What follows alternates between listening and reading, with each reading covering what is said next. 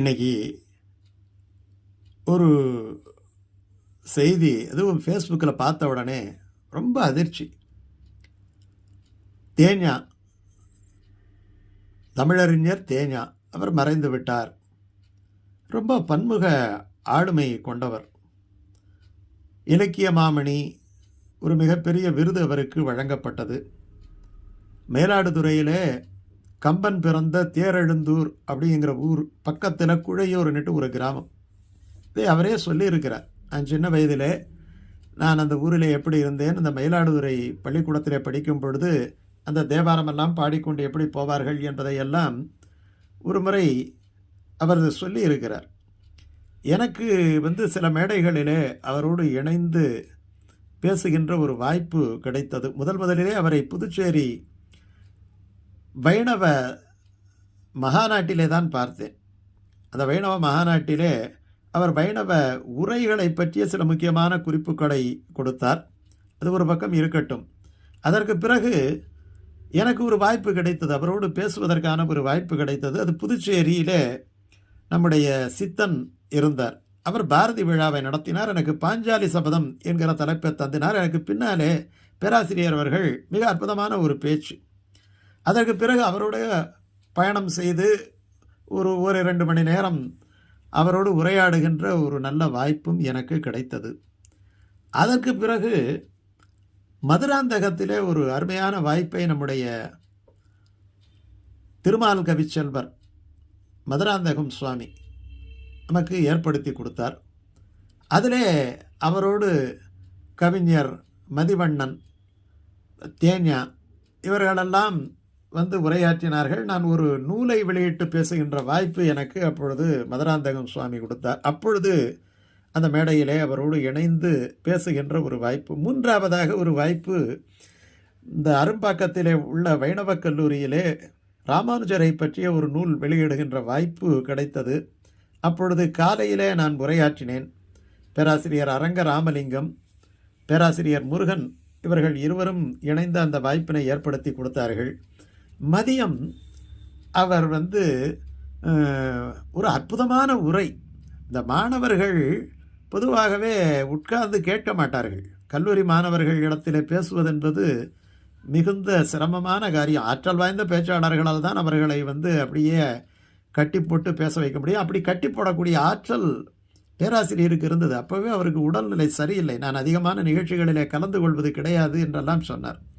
அப்பொழுது மதியம் உணவு இடைவேளையிலே பேசி கொண்டிருந்த பொழுது அவர் சில கருத்துக்களை எல்லாம் ரொம்ப நுட்பமாக சொன்னார். அவர் வைணவத்தினுடைய ஏற்றம், அந்த வைணவத்திலே இருக்கக்கூடிய அந்த நுட்பமான விஷயங்கள், அதை எப்படி உரைகளிலே கொடுத்துருக்கிறார்கள். ஏன்னா அவர் சமஸ்கிருதமும் கற்றுக்கிட்டார். வேலுக்குடி வரதாச்சாரியார்கிட்ட போயிட்டு பாடமெல்லாம் கேட்டிருக்கிறார். ஏன்னா ஒரு விஷயத்தை அந்த மரபு தெரியாமல் பேசக்கூடாது என்பதிலே ரொம்ப நுட்பமாக இருக்கக்கூடியவர். அவர் ரொம்ப அழகாக ஒரு ஆண்டாளுடைய பாசுரத்தை சொல்லுகின்ற பொழுது அவருக்கே உரித்தான முறையில் சொல்லுவார். அவருடைய பேச்சிலே ஒரு பெரிய பாணி என்ன என்று சொன்னால், அப்படியே நடிப்பது போலவே பேசுவார். அந்த குரலில் மிகுந்த ஒரு பெரிய பெரும் சப்தமெல்லாம் இருக்காது. ஆனால் அந்த பேசுகின்ற துவனி, அந்த முகத்திலே ஒரு சின்ன புன்சிரிப்பு, அந்த ஏற்ற இறக்கம், நடிப்பு போலவே பேசுகின்ற அந்த வார்த்தைகள், இவைகளெல்லாம் பார்த்தால் அந்த பேசுகின்ற அந்த முகத்தையே பார்த்து கொண்டிருக்கலாம் மாதிரியே தோன்றும். நமக்கு அந்த விஷயங்களை விளக்குவதிலே அவ்வளவு அழகாகவும் தெளிவாகவும் நுட்பமாகவும் நுணுக்கமாகவும் விளக்குவது நமக்கு ரொம்ப ஆச்சரியமாக இருக்கும். அவர்தான் சொன்னார், ஆண்டாளுடைய ஒரு பாசுரத்தை சொல்லுகின்ற பொழுது சொன்னார், அவரை பிராயம் தொடங்கி ஆதரித்தெழுந்த தடமுலைகள் துவரை பிரானுக்கென்றே தொழுது வைத்தேன். அந்த பாசுரத்தை சொல்லும் பொழுது எல்லாம் அப்படி அர்த்தம் சொல்கிறாங்க.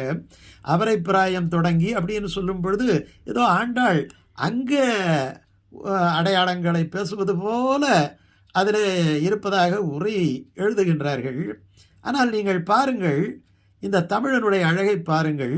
அவரை பிராயம் அப்படிங்கிற ஒரு பிராயம், ஒரு வயது, ஒரு சின்ன வயது, ஒரு பெண்ணினுடைய அங்கங்கள் வளர்ச்சி அடைகின்ற வயதிலே ஒரு குறிப்பிட்ட பருவம் என்று அதனை நாம் எடுத்துக்கொள்ளலாம். ஆனால் அப்படி எடுத்துக்கொள்ளாமல் நீங்கள் ஒரு சின்ன கமா வைத்தீர்கள் என்று சொன்னால், அவரை என்றால் கண்ணனை, பிராயம் தொடங்கி நான் எப்பொழுது அந்த கண்ணனை நினைக்கும்படியான ஒரு சிந்தனை எனக்கு வந்ததோ அந்த பிராயத்திலே இருந்து அவரை பிராயம் தொடங்கி அந்த சின்ன பிராயத்திலே தொடங்கி இந்த இடத்துல அவரை பிராயம் என்பது அந்த உருவத்தை வைத்துக்கொண்டு அந்த பிராயத்தை குறிக்காமல் அவரை பிராயம் தொடங்கி ஆதரித்தெழுந்த என் தடமுலைகள் துவரை பிரானுக்கு என்று அதை அந்த வார்த்தையை பாருங்கள், பிரித்தாலே நமக்கு எத்தனை அற்புதமான அர்த்தங்கள் கிடைக்கின்றன என்பதையெல்லாம் பாட்டுக்கும் சொல்லிக்கொண்டே இருந்தார். அவருடைய முகநூலை அடிக்கடி நான் பார்ப்பேன். நான் நேரடியாக இல்லாவிட்டாலும் கூட தன்னுடைய பகுதியிலே இருக்கக்கூடிய பொது சிந்தனைகள், சாக்கடை சரியில்லை, அது சரியில்லை, ஏதாவது ஒன்றை எழுதுகின்ற பொழுது எப்பொழுதுமே அது குறிப்பிட்ட அந்த இடத்துல இருக்கக்கூடிய கட்சிக்காரர்களுக்கு அது ஒரு வருத்தத்தை கூட தரும். நான் கூட ஏன் இவர் இப்படியெல்லாம் எழுதிக்கிட்டு இருக்கிறார் என்று கூட நினைப்பேன். ஆனால் அதற்கு சில பேர் ரொம்ப கடுமையான எதிர்விளைவு, ஒரு மூதறிஞர் தமிழறிஞர் என்று கூட நினைக்க மாட்டார்கள். அந்த அரசியல் கட்சியை சேர்ந்தவர்கள் அதற்கு மிக கடுமையான சில பதில்களையும் போடுவார்கள். ஆனால் எந்த சர்ச்சையிலும் சிக்காமல் மிக அற்புதமான கம்பனில் மிக ஆழங்கால் பட்டவர். கம்பன் கழக நிகழ்ச்சிகளிலே பல நிகழ்ச்சிகளை சரணாகதியை பற்றி அவர் ஒரு பேச்சு பேசியிருக்கிறார் பாருங்க.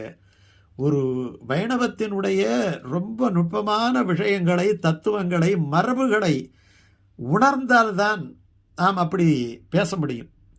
அந்த ஆற்றல் அவருக்கு உண்டு. ஒரு விஷயத்தை பேசுகின்ற பொழுது அதிலே இருக்கக்கூடிய ஏற்கனவே முன்னோர் மொழிந்த மொழி முறை தப்பாமல் கேட்டு என்பது போல அந்த விளக்கங்களை எல்லாம் கேட்டுக்கொண்டு பேச வேண்டும். ஆலய தரிசனம் என்கிற இதழிலே 2014-15 அவரை பற்றிய சில குறிப்புகளை நான் வியந்து எழுதியிருந்தேன். அதை நம்முடைய அம்பத்தூர் கம்பன் கழக தலைவர் பழனியப்பன் அவர்கள் பேராசிரியரிடம் சொல்லியிருப்பார் போல இருக்கிறது. நான் அப்பொழுது கல்லூரியிலே இருந்தேன். உடனடியாக என்னை தொடர்பு கொண்டு தன்னுடைய நன்றி அறிதலை தெரிவித்ததோடு அந்த கட்டுரையை படித்துவிட்டு, நீங்கள் மிகவும் சிறப்பாக என்னை பற்றி எழுதியிருக்கிறீர்கள், அதாவது தன்னுடைய உரை அதனுடைய மதிப்பீடு முறையாக செய்பவர்கள் கூட இல்லை அப்படி என்கிற ஏக்கம் அவருக்கு அப்பொழுது இருந்திருக்கும் என்று நினைக்கிறேன்.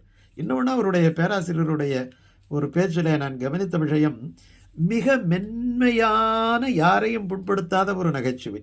2 மிகப்பெரிய பேச்சாளரிடம்தான் இப்படி பட்டும் படாமல் ஆனால் மிக அபாரமான ஒரு கிளாசிக் நகைச்சுவை என்று சொல்வார்கள். அப்படி அந்த விஷயத்திலிருந்து மாறாமல் ஏதோ ஒரு துணை கதையை எங்கேருந்து கொண்டு வந்து இணைத்து அதை விளக்காமல் போகிற போக்கிலேயே அப்படியே அள்ளி தெளிப்பது போல ஒரு நகைச்சுவை பேராசிரியர் நமச்சிவாயம் அவர்களுடைய பேச்சிலே உண்டு. அதற்கு பிறகு அதை போன்ற ஒரு நுட்பமான மெல்லிய ரசிக்கக்கூடிய ஒரு நகைச்சுவையை நான் நம்முடைய தேஞா அவர்களிடம்தான் நான் கண்டிருக்கிறேன். மிக அற்புதமான ஒரு அறிஞர். நம்முடைய விபுதூர் ரெட்டியார் அவர்கள் மிகச்சிறந்த வைணவ அறிஞர். அவரை பற்றி ஒரு முறை குறிப்பு கொடுத்திருக்கிறார். ஒரு நூலை எடுத்துக்கொண்டு அந்த வேகாத வெயிலில் என்னுடைய வீட்டுக்கு அவர் வந்துவிட்டார். சொல்லியிருந்தால் நானே போயிருந்திருப்பேன். இருந்தாலும் கூட 2-2:30 மணிக்கு தலையில் ஒரு துண்டை போட்டுக்கொண்டு என்னுடைய வீட்டை தேடி வருகிறார் என்று சொன்னால் தமிழிலே சமயத்திலே அவருக்கு இந்த ஊற்றம் எப்படிப்பட்ட ஊற்றம் என்று புகழ்ந்து ஒரு அருமையான கட்டுரையை எழுதியிருந்தார். இப்படி யார் மனதும் புண்படுத்தாத அவருக்கு பல்வேறு விருதுகள் கிடைத்திருக்கின்றன. அதிலேயே இலக்கிய மாமணி, அது செம்மொழி தமிழாய்வு மத்திய நிறுவனத்தினுடைய துணைத் தலைவராக இருந்திருக்கிறார். பச்சைப்பன் கல்லூரியிலே மிக நீண்ட காலம் பேராசிரியராக பணிபுரிந்திருக்கிறார். வைணவ உரைவளம் என்று 2 நூல்கள் உண்டு. ஒன்று சுப்புரெட்டியார் எழுதியிருக்கிறார். அது சாதாரணமான பாசுரங்களுக்கு அவர் நுட்பமான உரையை கொடுத்திருப்பார். ஆனால் ஒரு ஆய்வு நூல் என்றால் வைணவ உரைவளத்திற்கான ஆய்வு நூல். நம்முடைய பேராசிரியர் ரங்கராஜன் சுவாமி கூட நம்பிள்ளை உரைத்திறன் எழுதியிருக்கிறார். ஆனால் வைணவ உரைவளம் எந்த கட்டமைப்பில் செய்யப்பட்டது என்பதை மிக மிக மிக நுட்பமாக ஒவ்வொரு அத்தியாயத்திலும் பார்த்தீங்கன்னா அவருக்கு ஒரு 200-300 குறிப்புகள் இருக்கும். அந்த குறிப்புகளை நம்ம பார்த்தாலே இவருடைய அகன்ற அந்த ஞானம் நமக்கு வெளிப்படும். அப்படிப்பட்ட ஒரு உத்தமமான ஒரு அறிஞர், தமிழறிஞர். தமிழகத்துக்கு இது மிகப்பெரிய இழப்பு. தினமணியிலே நிறைய கட்டுரைகள் எல்லாம் எழுதியிருக்கின்றார். பல வைணவ மாநாடுகளிலே இவரை விரும்பி அழைப்பார்கள். அப்படிப்பட்ட ஒரு ஆற்றல் மிகுந்த ஒரு தமிழறிஞர். அவருடைய மறைவு என்பது உண்மையிலேயே தமிழ்க்கூறு நல்லுலகத்துக்கும் வைணவ உலகத்துக்கும் கூட ஒரு பேரிழப்புத்தான். அவருடைய ஆத்மா இந்த அஞ்சலி மூலமாக சாந்தி அடையட்டும். எல்லாம் வல்ல எம்பெருமானை நாம் பிரார்த்திப்போம்.